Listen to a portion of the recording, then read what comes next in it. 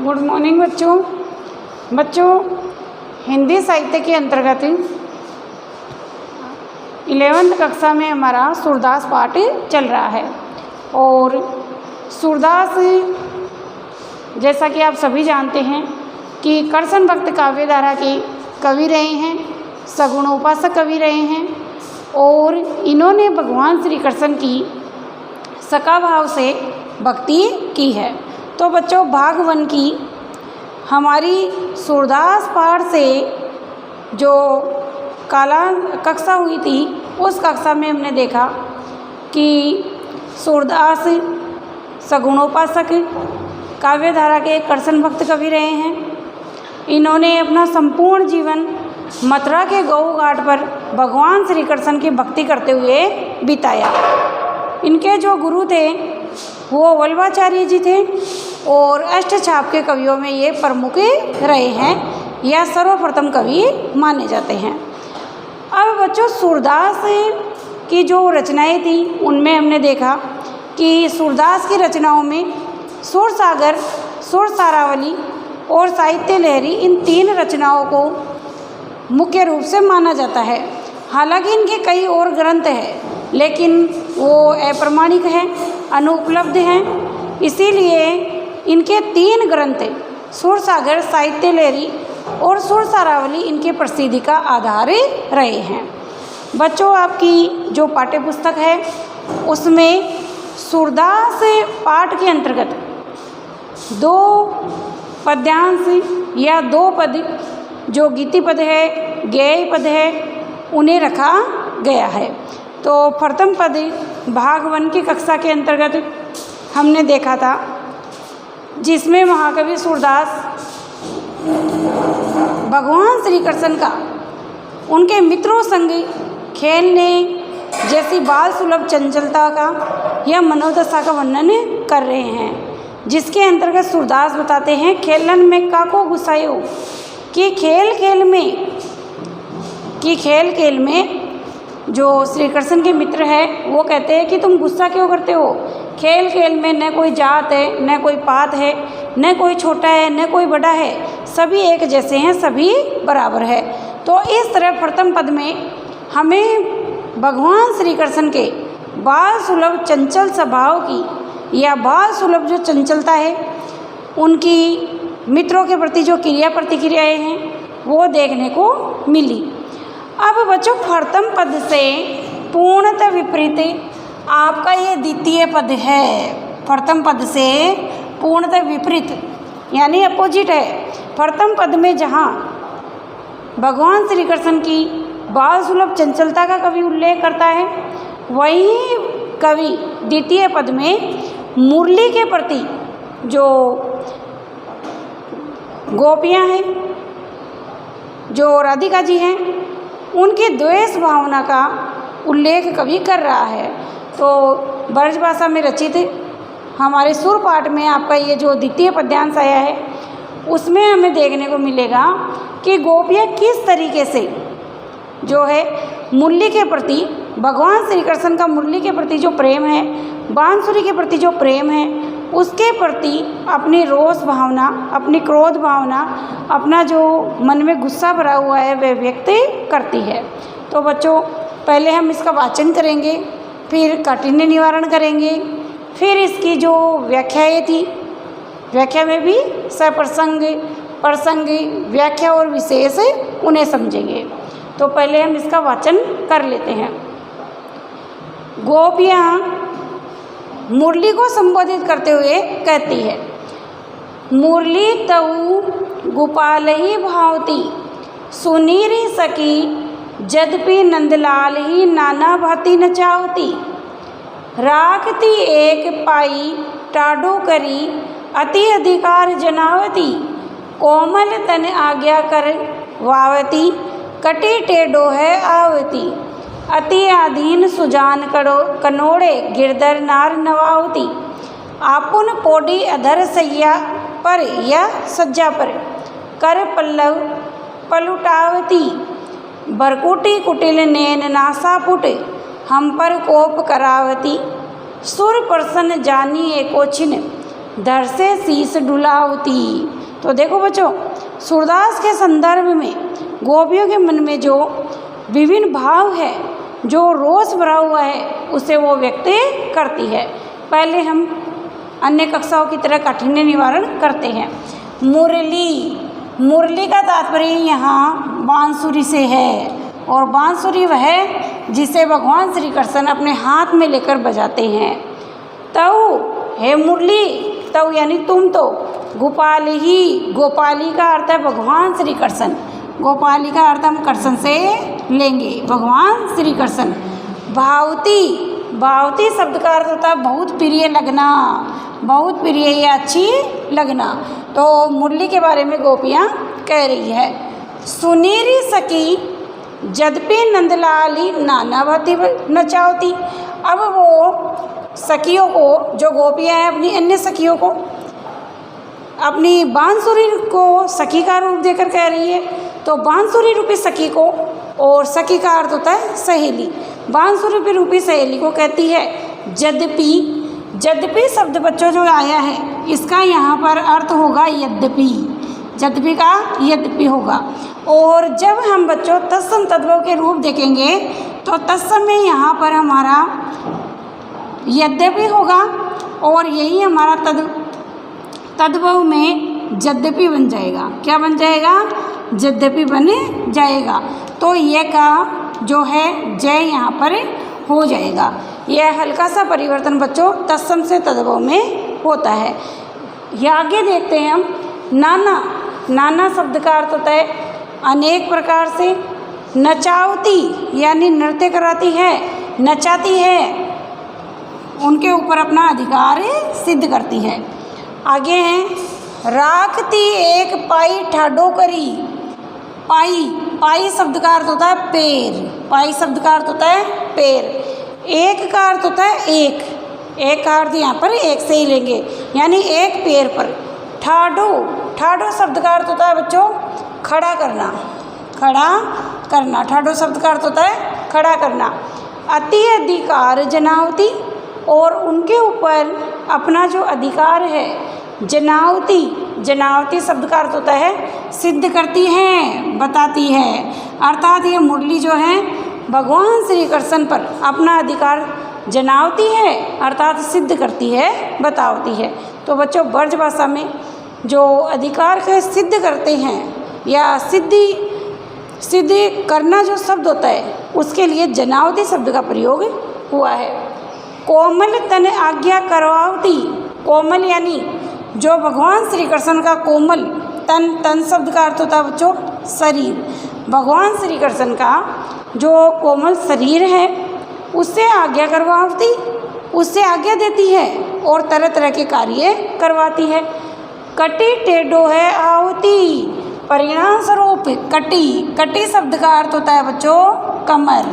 क्या होता है? कटी शब्द का अर्थ होता है कमर, कि भगवान श्री कृष्ण अपनी जो कटी है, कमर है, उसे टेढ़ा करके खड़े हो जाते हैं। टेढ़ो है आवती, टेढ़ो का अर्थ होता है टेढ़ी मुद्रा में, जिसे अभंग मुद्रा या अभंग स्थिति भी कहते हैं। तो ऐसी जो स्थिति में भगवान श्री कृष्ण खड़े होते हैं, उसके लिए यहाँ गोपियाँ कह रही है। आगे गोपी कहती है अति अधीन सुजान कनोड़े। अधीन यानी इसके अधिकार में रहकर, इसके साथ में रहकर या इसके प्राधीन रहकर।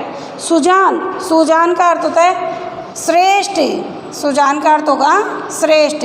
कनोड़े, कनोड़े का अर्थ होगा यहाँ पर कृतज्ञ, कनोड़े का अर्थ होगा बच्चों यहाँ पर कृतज्ञ।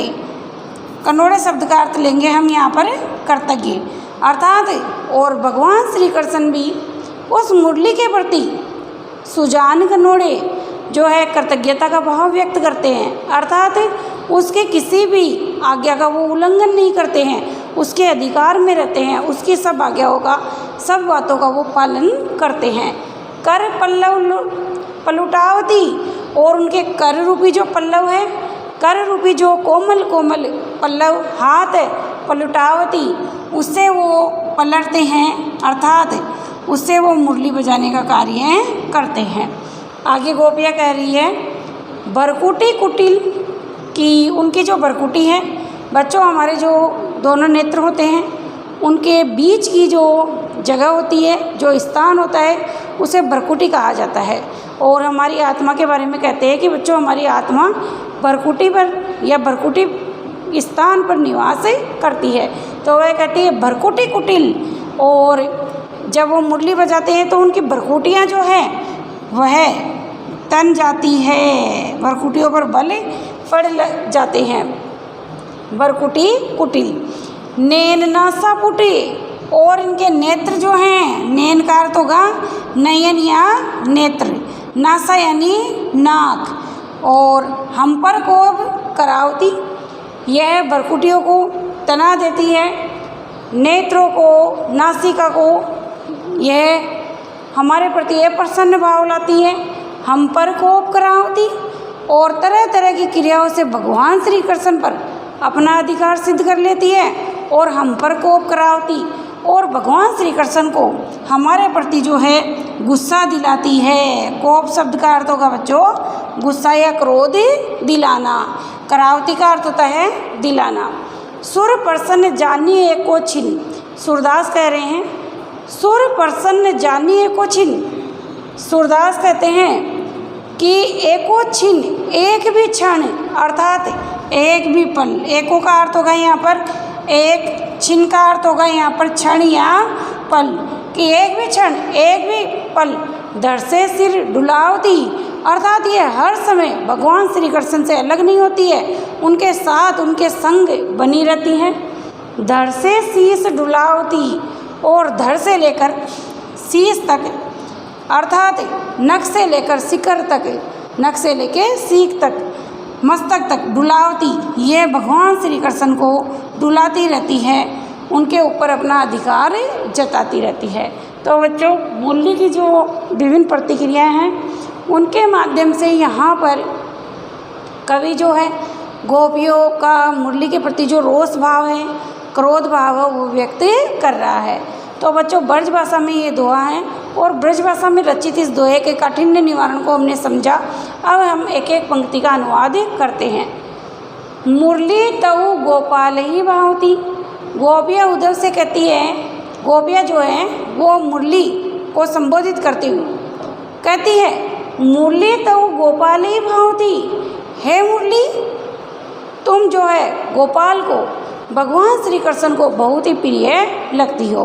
क्योंकि गोपियों को लगता है कि भगवान श्री कृष्ण हमसे प्रेम नहीं करते हैं, तो इसका कारण गोपियाँ जो मुरली है वो हमारी एक तरीके से शत्रु है, सोतन है। तो कुछ ऐसा ही सोतन के प्रति जो रुद्र व्यवहार है, जो गुस्सा या कोप है, जो रोष है, गोपियाँ व्यक्त कर रही है।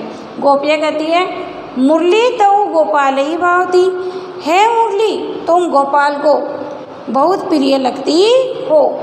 सुनीरी सकी जद्यपि नंदलाल ही नाना बाती नचावती, और हे सखी, हे मुरली हमने तो यह भी सुना है कि नंदलाल ही, कि नंद जी का जो लाल है। देखो बच्चों यहाँ पर महाकवि सूरदास ने, जो भी कृष्ण भक्त कवि हैं, अपने कृष्ण की भक्ति का, प्रेम का, बाल्यकालीन लीलाओं का जो भी वर्णन करते हैं वो उनमें पर्यायवाची शब्दों का प्रयोग करते हैं। तो यहाँ पर पहले गोपाल ही शब्द आया, फिर यहाँ पर नंदलाल ही शब्द आया है, जो कि भगवान श्री कृष्ण के पर्यायवाची है। तो यहाँ पर नंदलाल ही का अर्थ होगा नंद जी का जो लाल है, नंद यशोदा का जो पुत्र है वह नंदलाल कहलाता है, अर्थात भगवान श्री कृष्ण। तो गोपियाँ कहती है सुन री सखी यद्यपि नंदलाल ही, हे सखी, हे मुरली हमने ये सुना है कि आप नंदलाल को, भगवान श्री कृष्ण को नाना बाती नचावती, अनेक प्रकार से नचाती हो, अर्थात उनके ऊपर आपका अधिकार है, आप उन्हें अपने अनुसार चलाती हो, अपने अनुसार उन्हें अपने अधिकार क्षेत्र में आपने उनको ले रखा है, आप जैसा चाहती हो वैसा ही कार्य उनसे करवाती हो। आगे वह तीसरी पंक्ति में कहती है हे मुरली राखती एक पाई ठाडो करी, कि भगवान श्री कृष्ण को आप राखती एक पाई ठाडो करी, एक पाँव पर, ठाठो शब्द का अर्थ होता है खड़ा, पाई का अर्थ होता है पाँव, एक का अर्थ होता है एक। राखती एक पाई ठाठो करी, हमने सुना है, हमने देखा है कि हे मुरली राखती एक पाई ठाठो करी, आप एक पाँव पर भगवान श्री कृष्ण को खड़ा करके रखती हो। अति अधिकार जनावती, और इतना ही नहीं, भगवान श्री कृष्ण पर जो है आप पूरा पूरा अधिकार जो है जनावती हो, सिद्ध करती हो। आप जैसा चाहती हो वैसा कार्य है मुरली आप भगवान श्री कृष्ण से करवाती हो। आगे वह कहती है कोमल तन आज्ञा करवाती। भगवान श्री कृष्ण तो कोमल तन वाले हैं, बहुत ही सुकोमल शरीर वाले हैं। ऐसे कोमल शरीर वाले भगवान श्री कृष्ण से आप अपनी आज्ञा करवाती, आज्ञाओं का पालन करवाती हो। कटी टेढ़ो है आवती, परिणाम स्वरूप जब वो आपको बजाते हैं, हाथ में लेते हैं तो कटी टेढ़ो आवती, कमर को वो टेढ़ा करके अभंग मुद्रा में वो खड़े हो जाते हैं और आपको हाथ में लेकर वो बजाते रहते हैं। तो कहने का तात्पर्य है आप भगवान श्री कृष्ण को कमर टेढ़ा करके एक पाँव पर खड़ा रखने जैसी जो है अपने कार्य, अपनी मनमर्जी उन पर चलाती हो, अपने अनुसार उन्हें अपने अधिकार में रखती हो। फिर वह कहती है अति अधीन सुजान कनोड़े, और तुम्हारे अधिकार क्षेत्र में रहकर सुजान जो श्रेष्ठ ज्ञान वाले हैं भगवान श्री कृष्ण, वो भी कनोड़े शब्द का अर्थ होता है बच्चों कृतज्ञ, वो भी कृतज्ञता व्यक्त करते हैं, आपके प्रति कृतज्ञ भाव बनाए रखते हैं। गिरधर नार नचावती, आप तो हे मुरली भगवान श्री कृष्ण को, देखो बच्चों यहाँ पर फिर से पर्यायवाची आ गया है, आप तो उन गिर को धारण करने वाले भगवान श्री कृष्ण को नार नवावती, उनसे उनकी जो सिर है, उनका जो मस्तक है, उनकी जो गर्दन है वो तक झुकवा लेती हो।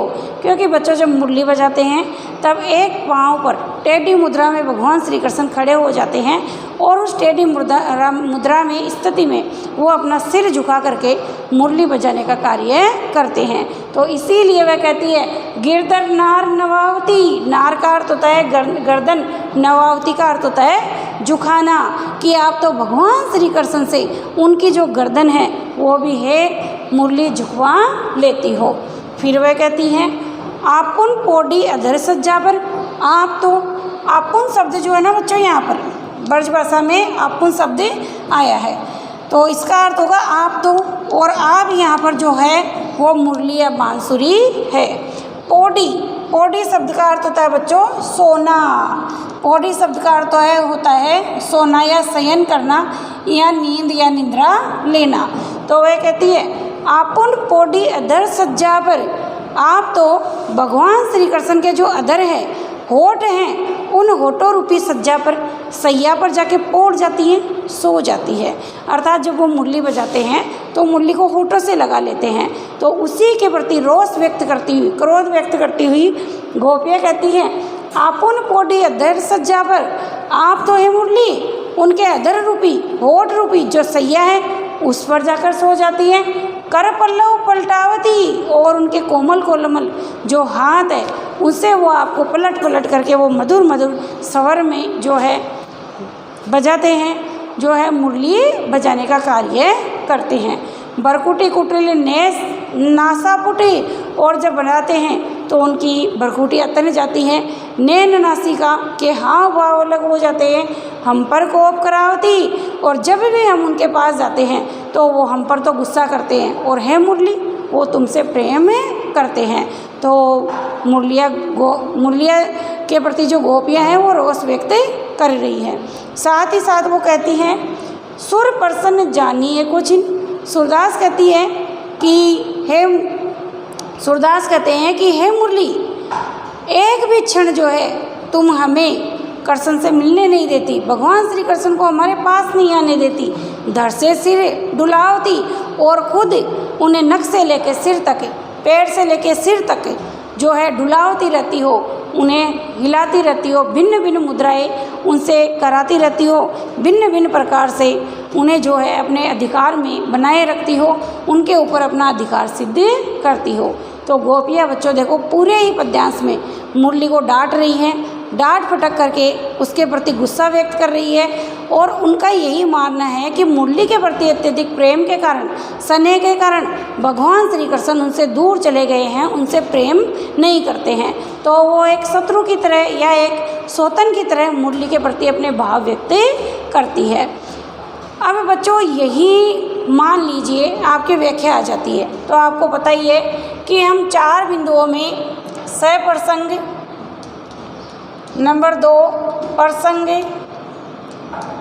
नंबर 3 व्याख्या, नंबर 4 विशेष, इन 4 बिंदुओं में अपनी जो बात है वो रखते हैं।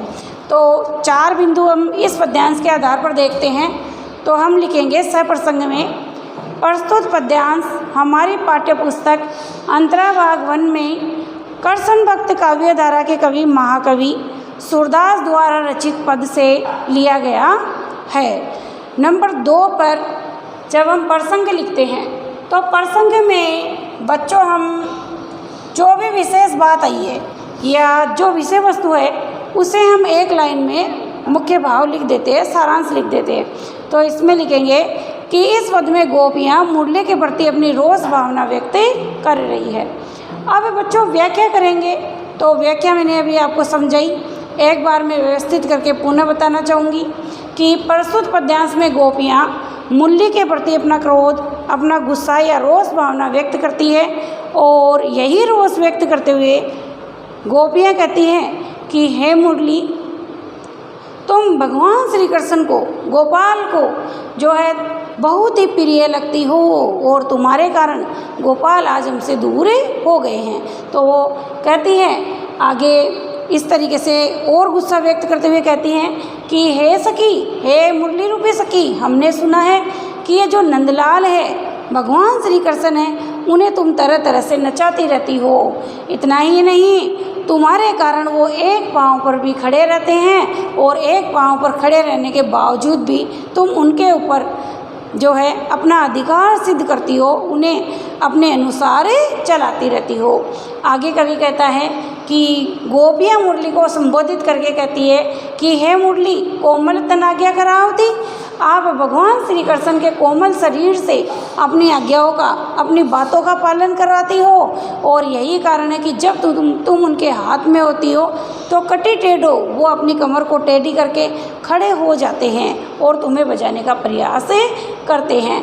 अति अधीन सुजान कनोड़े, ऐसे सुजान श्रेष्ठ ज्ञान वाले हमारे प्रिय जो भगवान श्री कृष्ण हैं वो तुम्हारे प्रति कृतज्ञ भाव व्यक्त करते हैं और यही कारण है कि जिनके आगे सारा संसार शीश नवाता है उन्हें तुम नार नवाती, उन्हें है मुरली तुम उनसे अपनी गर्दन जो है वो भी झुकवा लेती हो, अर्थात वो तुम्हें जो है सहर्ष प्रणाम करते हैं, तुम्हारे आगे अपना मस्तक, अपना सिरे झुकाते हैं। और इतना ही नहीं, आगे वह कहती है कि आप तो उनके अधर रूपी सैया पर, उनके होठ और रूपी सैया पर सो जाती हो, लेट जाती हो और उनके कोमल कोमल पल्लव रूपी जो कर है, हाथ है, उनसे वो आपको पलटते रहते हैं, मंद मंद स्वर में बजाते रहते हैं। तरह तरह से वो हमारे प्रति कोप भावना व्यक्त करते हैं। और इतना ही नहीं, तुम सिर से लेकर पैर तक उन्हें जो है मुरली जो है अपने अनुसार चलाती हो और वो उनके ऊपर अपना अधिकार सिद्ध करती हो। तो इस तरह पूरे पद्यांश में मुरली की रोष भावना जो है मुरली के प्रति गोपियों की वो व्यक्त हुई है। अब बच्चों विशेष के पॉइंट देखते हैं। तो विशेष में हम भाषा लिखते हैं, शैली लिखते हैं, अलंकार योजना लिखते हैं, छंद योजना लिखते हैं, रस योजना लिखते हैं, गुण योजना लिखते हैं। तो इस पद्यांश में हम देखेंगे तो भाषा शैली के रूप में हम कह सकते हैं कि भक्तिकाल कवि जो ज़्यादातर थे वो ब्रजभाषा में ही साहित्य रचना करते थे और सुर तो जो है वृंदावन है, मथुरा है, जो भगवान श्री कृष्ण की कर्म स्थली रही है, लीला स्थली रही है, तो परिणाम स्वरूप उस क्षेत्र में रहे तो इनकी भाषा शैली ब्रज भाषा है। तो आप लिखेंगे नंबर 1 पर विशेष के बिंदु में प्रस्तुत पद्यांश में हमें ब्रजभाषा का या प्रस्तुत पद्यांश में महाकवि सुर ने ब्रजभाषा का प्रयोग किया है। नंबर 2 पर आप लिखेंगे प्रस्तुत पद्यांश में कवि ने गेय या गीति पद के रूप में या गेय शैली में अपने पदों की या इस पद की रचना की है। नंबर 3 पर हम बात करते हैं रसों की। तो बच्चों रस में हमें यहाँ पर रोष शब्द मुरली के प्रति गोपियों का गुस्सा देखने को मिलता है। तो रोष या क्रोध या गुस्सा जो आया है, तो रस की दृष्टि से यहाँ पर हमें रौद्र भाव, जिसका स्थायी भाव क्रोध होता है, रौद्र रस देखने को मिलता है। तो हम कह सकते हैं कि यहाँ पर रौद्र रस का स्थायी भाव क्रोध भी हमें देखने को मिलता है। अब बच्चों हम अलंकारों की बात करते हैं। तो अलंकारों में हम देखेंगे कि सारे ही पद्यांश में हमें अनुप्रास तो आएगा, क्योंकि इसके बिना तो शब्द योजना ही नहीं होगी। तो सारे ही पद्यांश में हमें अनुप्रास अलंकार का प्रयोग देखने को मिलता है। नंबर 2 पर आप देखेंगे नार शब्द आया है। कौन सा शब्द आया है? नार शब्द आया है। यह जो बच्चों नार शब्द आया है, इसमें हमें नार शब्द में सलेस अलंकार देखने को मिलता है। कौन सा अलंकार देखने को मिलता है? सलेस अलंकार देखने को मिलता है। और बच्चों सलेस की जो परिभाषा या विशेषता होती है वह यह है कि सलेस एक शब्दालंकार है और यह एक ऐसा अलंकार है जिसमें एक ही शब्द के अनेक अर्थ निकलते हैं। तो यहाँ पर नार शब्द में सलेस अलंकार है, क्योंकि नार नारी को, स्त्री को भी कहते हैं। नार देश या ग्रामीण भाषा में गर्दन को भी कहते हैं। तो अनेक अर्थ निकल रहे हैं। तो हमें यहाँ पर अनुप्रास के साथ साथ गिरधर नार नवावती में हमें सलेस अलंकार का प्रयोग देखने को मिल रहा है। साथ ही साथ हम कहेंगे कर पल्लव, हाथों को पल्लव का रूप दिया है। कर पल्लव अर्थात हाथों को पल्लव का रूप दिया है, पत्तों का रूप दिया है, कोमल कोमल पत्ते मान लिया है। तो हमें यहाँ पर रूपक अलंकार का प्रयोग भी देखने को मिलेगा। और बच्चों रूपक अलंकार में यही होता है कि जब उपमान को उपमेय या उपमेय को उपमान मान लिया जाता है, एक वस्तु को दूसरी वस्तु का रूप दे दिया जाता है, तो वहाँ रूपक अलंकार होता है। तो यहाँ पर अनुप्रास के साथ साथ सलेस और कर पल्लव में रूपक अलंकार का भी प्रयोग हमें देखने को मिलता है। अब बच्चों हम गुण की बात करते हैं। तो हमें यहाँ माधुर्य गुण के साथ साथ हमें यहाँ पर गुण में ओज गुण भी हल्का सा देखने को मिलता है, क्योंकि क्रोध रौद्र जो है वो ओज गुण के अंतर्गत आता है। अब हम विशेष का एक पॉइंट जो व्याख्या में से निकालते हैं, उसके आधार पर हम कह सकते हैं कि प्रस्तुत पद्यांश में हमें गोपियों का मुरली के प्रति क्रोध या जो गुस्सा है वो हमें देखने को मिलता है, लेकिन कवि ने बहुत ही सुंदर तरीके से इसकी अभिव्यक्ति की है। तो बच्चों सप्रसंग, प्रसंग, व्याख्या और विशेष, इन 4 बिंदुओं में हम इसकी व्याख्या लिखेंगे। तो बच्चों सुर पाठ में हमारे भाग नंबर 1 और 2 की 2 कक्षाएँ संचालित हुई है, और इन दोनों ही कक्षाओं में हमने सुर के 2 पद्यांश आपके पाठ्य पुस्तक में जो लिए थे वो हमने पूर्ण कर लिए हैं, अध्ययन कर लिए हैं। अब आगे की कक्षा में हम इसके प्रश्नोत्तर जानेंगे।